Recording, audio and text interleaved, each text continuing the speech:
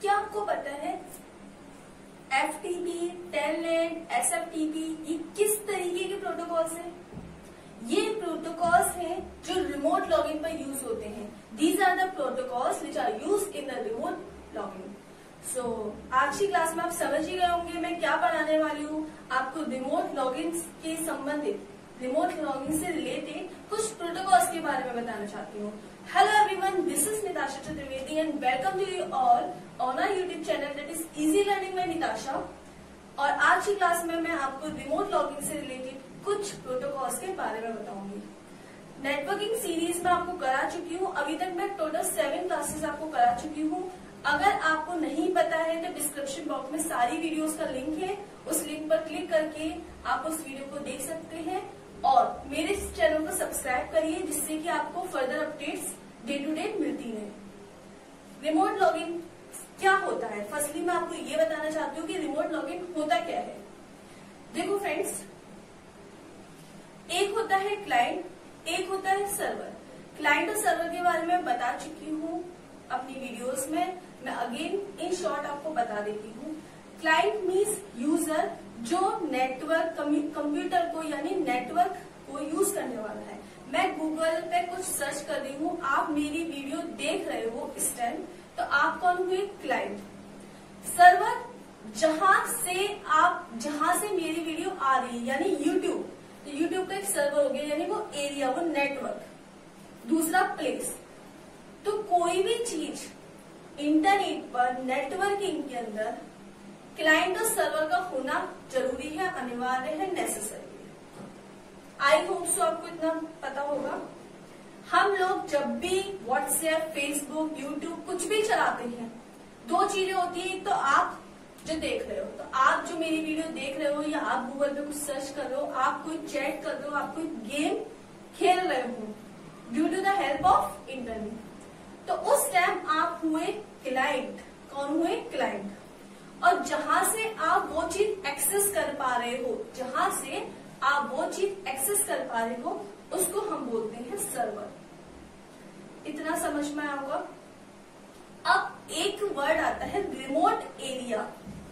Remote area का मतलब हुआ फ्रेंड्स आपकी लोकेशन के बाहर का एरिया। जैसे कि मैंने लास्ट क्लास में बताया भी था, मैं अगेन एक बार इन शॉर्ट बताती हूँ। आप फेसबुक, व्हाट्सएप, यूट्यूब ये सारे ऐप्स तो आप अवेयर होंगे इनके बारे में। अब रही बात फेसबुक, आज के टाइम में हर कोई यूज करता है, तो मैं एक फेसबुक का एग्जांपल लेती हूँ। जैसे कि ये मेरी लोकेशन है, मेरी लोकेशन। अब मेरी लोकेशन के जो बाहर का एरिया है, मेरी लोकेशन के बाहर का एरिया, उसको मैं रिमोट एरिया बोलूंगी। कैसे? नहीं समझ में आया मैम आप क्या बोल रही हो? नहीं समझ में आया। देखो, जब भी आप अपने मोबाइल में, अपने लैपटॉप में, अपने कंप्यूटर में, अपने सिस्टम में कोई फाइल, फोटो क्लिक करते हो, कोई फाइल स्टोर करते हो, कोई वीडियो, ऑडियो, ये सारी चीजें, तो वो चीज आपके मोबाइल में, आपके लैपटॉप, आपकी डिवाइस में स्टोर है। आप अपनी फोटो, अपनी पिक या अपना कोई स्टेटस या अपनी कोई वीडियो फेसबुक पे अपलोड कर रहे हो, सपोज फेसबुक पे अपलोड कर रहे हो। इन केस आपका मोबाइल हो गया खराब और आपके मोबाइल का सारा डेटा जितना भी था करप्ट हो गया, चला गया, अब वो आपको वापस नहीं मिल सकता, तो क्या होगा? आप एक नया मोबाइल लोगे कुछ टाइम बाद। नया मोबाइल लिया आपने, या आपने अपने घर में किसी का यूज किया, या आपने कहीं और यूज किया। अब जब आप फेसबुक को लॉग इन करोगे किसी और मोबाइल से, किसी और सिस्टम से, तो जो आपने फोटो अपलोड करी थी, कहां से की थी? अपने मोबाइल से, जो अब खराब हो चुका है। अब आप जब दूसरे मोबाइल से फेसबुक ओपन करोगे, तो क्या वो आपको फोटो या वीडियो मिलेगी या नहीं मिलेगी? ऑब्वियसली मिलेगी। आप किसी भी जगह, किसी साइबर कैफे में भी जाके अपनी लॉगिन आईडी फेसबुक खोलोगे ना, तो आपको एज इट इज आपकी फोटो, स्टेटस, वीडियो, जितना कुछ आप अभी तक अपलोड कर चुके थे, वो एज इट इज मिलेगा। ऐसा क्यों हुआ? आपका जब फोन खराब हो गया, आपकी जब डिवाइस खराब हो गई, सारा डेटा जा चुका है, तो फेसबुक का डेटा क्यों नहीं गया? वो भी तो आपके मोबाइल में स्टोर था और लोकेशन तो आपके मोबाइल से ही उसने ली थी, तो वो वहां पे अभी भी स्टोर क्यों है? कहाँ से वो डेटा ले रहा है, कहाँ से वो स्टोरेज ले रहा है? अगर वो स्टोरेज, मैं यहाँ खड़ी हूं, आप कहीं बैठे हो, आप कहीं खड़े हो, तो आपको बैठने के लिए, खड़े होने के लिए स्पेस की रिक्वायरमेंट है। भाई हर चीज को कवर होने के लिए स्पेस की रिक्वायरमेंट होती है, एक मेमोरी की रिक्वायरमेंट होती है। ऐसे ही जब आपने फोटो क्लिक करी थी, फोटो सेव की थी, तो उसने आपके मोबाइल में स्टोरेज लिया, एक स्पेस लिया, फेसबुक पे अपलोड कर दी मोबाइल से। अब जब फेसबुक, मोबाइल खराब हो गया, फेसबुक आप कहीं और ओपन कर रहे हो, तब भी वो फोटो क्यों आ रही है जबकि आपका मोबाइल तो खराब हो चुका है? रीजन बिहाइंड दैट, क्योंकि उसने जो एरिया लिया है स्टोरिंग के लिए, वो आपके मोबाइल का, आपके सिस्टम का, आपकी डिवाइस का एरिया नहीं लिया। उसने जो एरिया लिया है स्टोरिंग के लिए, उसको बोलते हैं हम रिमोट एरिया। यानी बड़ी बड़ी कंपनीज है, जैसे आपने सुना होगा गूगल ड्राइव, फेसबुक, ऐसी बहुत बड़ी बड़ी, अमेज़न, इनका खुद का क्लाउड एरिया होता है स्टोर करने के लिए चीजों को। खुद का क्लाउड एरिया होता है स्टोर करने के लिए चीजों को। उस एरिया को हम बोलते हैं रिमोट एरिया। खुद का क्लाउड एरिया कैसे? जैसे कि आपके मोबाइल में रैम होती है, हार्ड डिस्क स्टोर करने के लिए, आप पेन ड्राइव में कुछ स्टोर कर रहे हो, सीडीज, डीवीडीज, इन सब चीजों में स्टोर करते हो। सिमिलरली बड़ी बड़ी कंपनीज के पास बहुत लार्ज अमाउंट में बहुत बड़ी बड़ी हार्ड डिस्क होती हैं, जो आपको free of cost storage area provide करती है। फ्री ऑफ कॉस्ट यानी वो आपके मोबाइल का स्पेस नहीं यूज कर रही है, वो आपके लैपटॉप का स्पेस यूज नहीं कर रही, वो सिर्फ जो स्पेस यूज कर रही है वो उनकी जो एप्लीकेशन है वहां तक का स्पेस यूज कर रही है। अगर आपका मोबाइल, लैपटॉप, डिवाइस खराब हो भी जाती है तो वो वापस से आपको बैकअप प्रोवाइड कर देती है। क्यों? क्योंकि वो आपके मोबाइल में स्टोर नहीं हो रही, वो क्लाउडली स्टोर हो रही है किसी दूसरे एरिया में। उस एरिया को बोलते हैं हम रिमोट एरिया।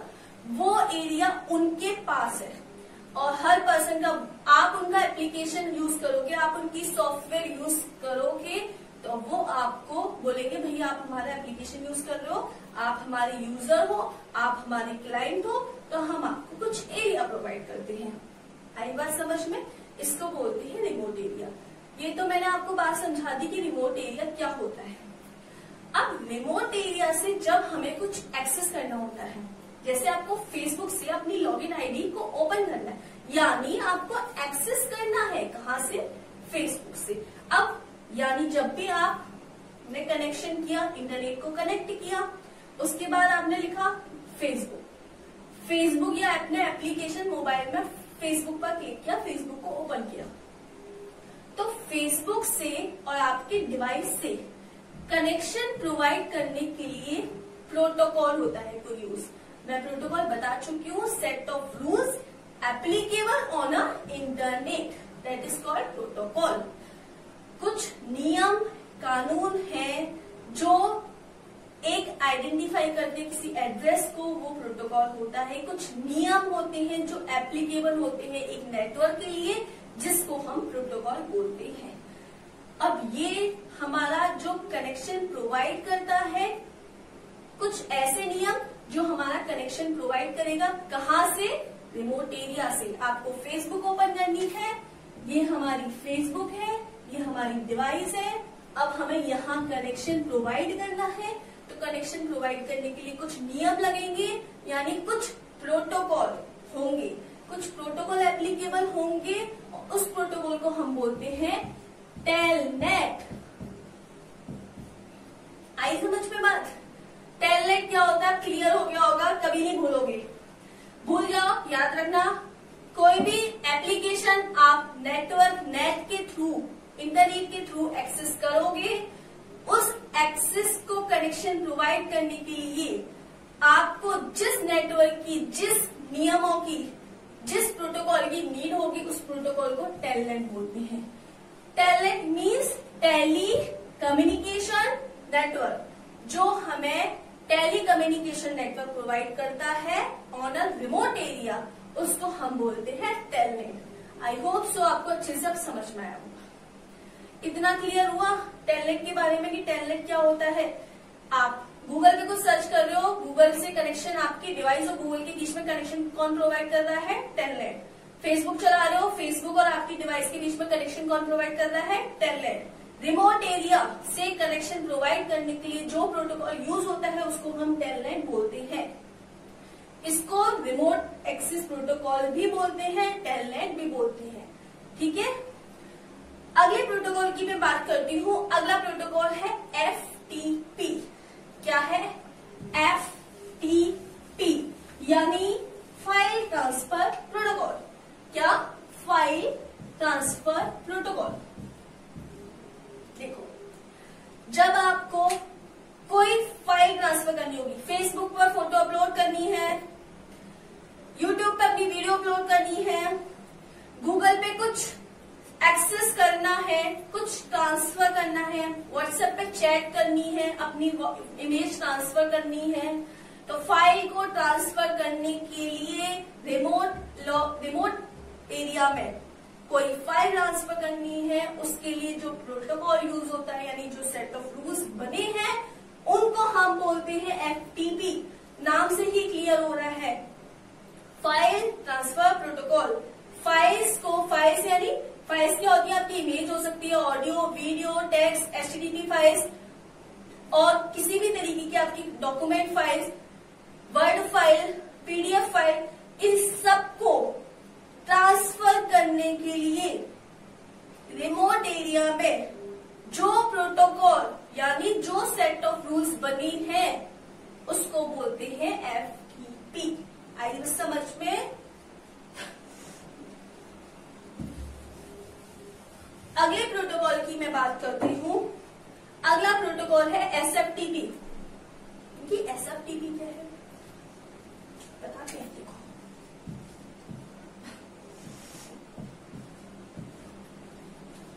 देखो, फॉर एग्जाम्पल आप किसी मनी का ट्रांजेक्शन कर रहे हो, वो भी आप फाइल को ट्रांसफर कर रहे हो, यानी आप मनी को ट्रांसफर कर रहे हो, ट्रांजेक्शन कर रहे हो, ट्रांसफर कर रहे हो, या आप कोई अपनी पर्सनल इंफॉर्मेशन, कोई एक कंपनी का ऑथराइज्ड डेटा को ट्रांसफर कर रहे हो, तो उसके हैक भी तो हो सकता है। आपने मनी ट्रांसफर करी तो उसके हैक होने के चांसेस भी तो है। हैक यानी चोरी होने के चांसेस भी तो है। कोई लीगली भी करता है, कोई लीगली भी करता है। ये हैकिंग वाला क्या होती है, ये मैं आपको साइबर एथिक्स, साइबर सेफ्टी वाले चैप्टर में पढ़ाऊंगी अच्छे से। अभी इतना समझो कि जब हम फाइल को ट्रांसफर कर रहे हैं, अपनी मनी का भी ट्रांजेक्शन कर रहे हैं, कोई लीगल इंफॉर्मेशन ट्रांसफर कर रहे हैं, किसी भी तरीके की पर्सनल बात कर रहे हैं, तो वो हमारी हैक भी तो हो सकती है। अब उस हैकिंग को रोकने के लिए एक प्रोटोकॉल बनाया कि भाई अगर हम FTP प्रोटोकॉल का यूज करेंगे तो हमारा डेटा, हमारी फाइल जो ट्रांसफर हो रही है वो हैक हो सकती है। तो इसके लिए एक और प्रोटोकॉल तैयार किया गया, दैट इज SFTP। फर्क बस इतना है, FTP is a file transfer protocol और SFTP is a secure file transfer protocol. जो सिक्योरिटी से फाइल को ट्रांसफर करे दैट इज अ SFTP। ठीक है, SFTP के थ्रू हम लोग जो मनी का ट्रांजेक्शन करेंगे, जो हम लोग बातचीत करेंगे, वो सिक्योरिटी होगी उसमें, यानी उसमें हैकिंग के चांसेस नहीं हो। और जो FTP के थ्रू हम डेटा को ट्रांसफर करेंगे उसमें हैकिंग के चांसेस ज्यादा होंगे। आई होप सो आपको ये वीडियो अच्छा लगा है। अगर आपको ये वीडियो अच्छा लगा है तो इस वीडियो को लाइक करें, शेयर करें, सब्सक्राइब करें। और आज का क्वेश्चन मैं नेक्स्ट स्लाइड में देती हूँ। लास्ट वीडियो में मैंने एक क्वेश्चन पूछा था जिसका राइट आंसर अमीर शर्मा, प्रथम, यश और वेदांश, इन बच्चों ने इसका राइट आंसर दिया था। अगर आपको ये वीडियो अच्छा लगा है प्लीज इसे शेयर करें ज्यादा से ज्यादा अपने फ्रेंड्स के साथ। Thank you very much.